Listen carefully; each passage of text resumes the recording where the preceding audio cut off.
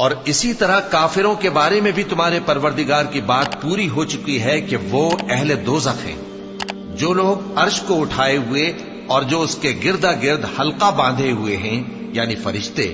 وہ اپنے پروردگار کی تعریف کے ساتھ تسبیح کرتے رہتے ہیں اور اس پر ایمان رکھتے ہیں، اور مومنوں کے لیے بخشش مانگتے رہتے ہیں کہ اے ہمارے پروردگار، تیری رحمت اور تیرا علم ہر چیز کو سموئے ہوئے ہے، تو جن لوگوں نے توبہ کی اور تیرے رستے پر چلے ان کو بخش دے اور دوزخ کے عذاب سے بچا لے۔ اے ہمارے پروردگار، ان کو ہمیشہ رہنے کی بہشتوں میں داخل کر جن کا تو نے ان سے وعدہ کیا ہے، اور جو ان کے باپ دادوں اور ان کی بیویوں اور ان کی اولاد میں سے نیک ہوں ان کو بھی۔ بے شک تو غالب ہے، حکمت والا ہے،